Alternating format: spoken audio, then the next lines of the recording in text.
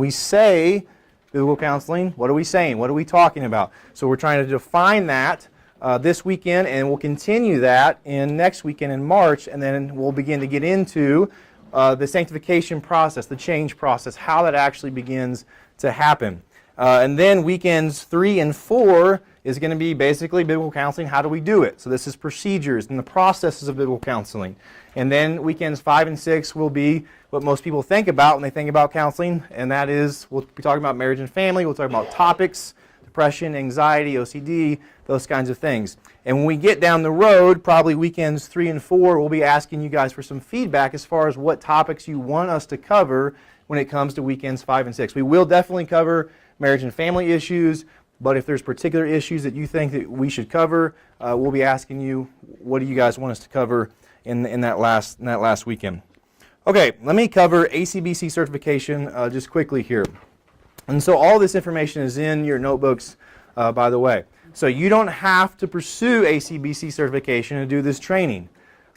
Even if you don't want to be certified in the end of this, I would still personally encourage you to do the process. I think you'll find it a very sanctifying process, a very rewarding process. For me personally, it's one of the things that made me grow more than anything else I've ever done in my life. So I would encourage you, whether in the end you say, I want to be certified or not, or have your name on the website, or whatever it is, I would still encourage you to pursue the process. So let me go through what is required to do that. Phase 1 is the learning phase, and that's going to include these 6 trainings that we're going to be doing. Also included in that is you have to read 1,000 pages off of an approved reading list. If you do the reading that we're assigning you to do, you will cover all of that reading within the year. So the 6th book that we're going to assign you will be a book of your choice. The book that we're going to do after this weekend is called Instruments in the Redeemer's Hands, which we have 5 copies if you want to buy one this weekend, but you can get them off Amazon or whatever you want to do. And so this will be the first book that we'll be reading. And but the point is, if you do all the reading, you will cover all 1,000 pages of the reading. The other part of that is observations. So you have to do 10 hours of observations. Now, you have to do those. You have to observe an ACBC certified counselor. Since myself and one other woman in Salt Lake County are the only 2 in Utah, you're probably going to have to end up watching observations via DVDs or the internet. So in your notebooks, there's a breakdown of 3 websites that you can go to either stream them or buy DVDs to do that. So the first one is the IBCD, which are the newest ones that have come out. So they do a streaming. In fact, if you're from Mountain View has bought, Dava, the streaming, right? So my assumption is if you're... Okay, you have the DVDs. So if you're part of Mountain View, my assumption is they would probably arrange a way for you to be able to watch those somehow here, would be my assumption. But would like us to come here. Yes, probably here. They probably won't just let you take them. But so they have those. So those are the newest ones. Also, Faith Lafayette, if you go to their online website, again, the link is in your notes there. They have 10 sessions that are recorded there for you. You can either stream them or buy DVDs. They're a little bit older, but they're pretty good. And then there's also the Biblical Counseling Center in Illinois also has done their own, and they're also online as well. Dr. Vanderweer, do you know of anybody else who's done I do not in English. Sessions? Yeah. So those are the only 3 that I know of. And so between each weekend, what we're going to do is assign you to do 2 observations so that by the end, you've done all 10 hours. And I would say ideally, especially for those of you who've come together, if you can do those together, like watch them together and discuss them together, I think you'll find that much more helpful to do that. So that's phase 1. Phase 2 is the exams, which is usually the thing that kills people. This is what usually throws people off the track.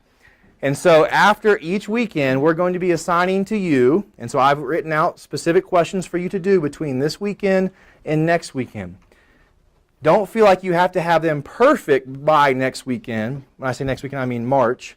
But you have to have something on the paper. If you get to December and you haven't written anything, you're going to be in trouble, right? It's going to be really overwhelming for you to start the process if you haven't done anything. So again, the reason why we're doing this together, why I think it's better to do something like this together than maybe an online format, is you have each other.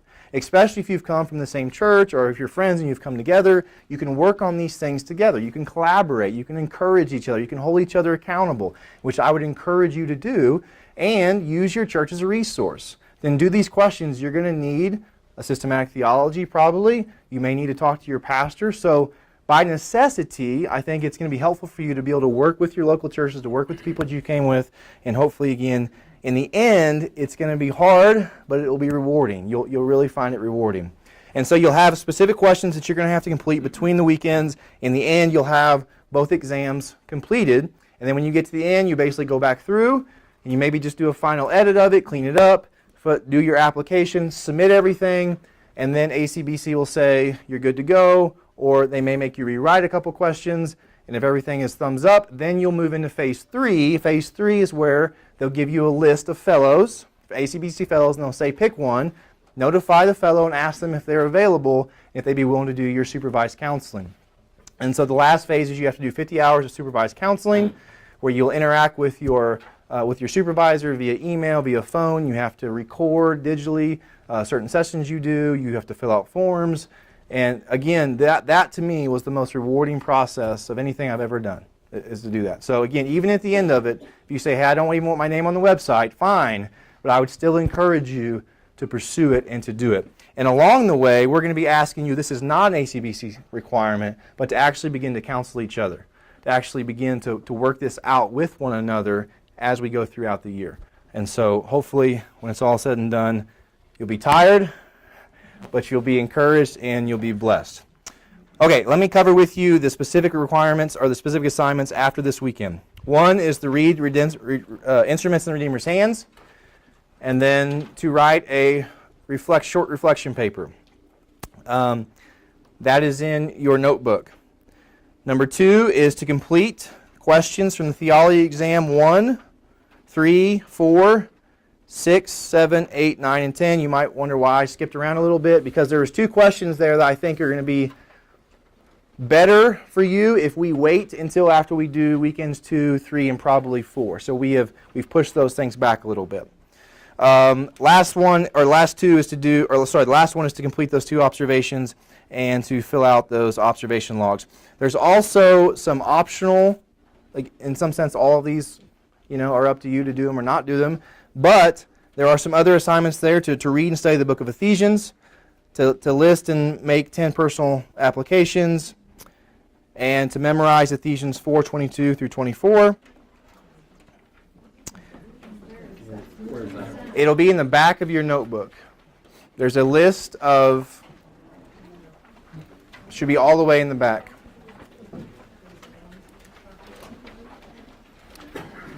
So just for sake of time, we're going to go ahead and move on. If you have specific questions about ACBC certifications, assignments, those sort of things, we can answer those at break or tomorrow or whatever. But most of the stuff as far as the nuts and bolts of the training is found all the way in the back of the notebook. The schedule, the assignments, the ACBC requirements, all those sort of things.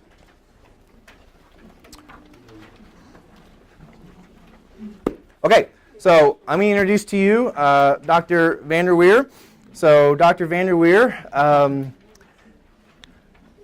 not only do I think you will be very blessed by him because of his knowledge and his wisdom and his background. He's been a pastor for 32 years, right? And he's been doing OIC, overseas mission work now for about 12 and a half years. He has got 2 doctorate degrees, so he thought the first one wasn't enough. He decided he wanted to go back and get another one. And so I think he's immensely qualified for the task of doing our training this weekend. But just tell you a quick story of what really has drawn me to him is that I was first introduced to him when I was watching an interview with him he did with the Biblical Counseling Coalition. And the phrase, I don't remember anything else he said. No, I'm just kidding. I do. He was talking about OIC. That happens a lot. But the phrase that he said was something along the lines, as the interviewer was talking about his accolades and so forth, and he replied back, well, the thing that really, I don't know how exactly he said it, basically we're most proud of or something like that, was that basically we've trained 5 adults who now love children. So they have 5 children and 21 working on 22 any day now. 21, actually. This will be number 21. Okay. They're almost at 21 grandchildren. And so I think the greatest thing I can say about him is not only is he qualified, not only is he wise, not only does he have experience, but he's a guy who loves people. And he's a guy whose life demonstrates the fruit of what the Bible says a minister of the gospel ought to demonstrate. He's a guy who's managed his household well, who's raised godly children, who now has 21 almost grandchildren, and he's raised children who now love children. And that's exactly what he said in the interview, and that's the thing that really drew me to him and said, that's the kind of guy who I want to work with, who I want to be mentored by, who I want to walk with. Not just a guy who knows something, but a guy who's actually living this out in the context of his family, in the context of his local church.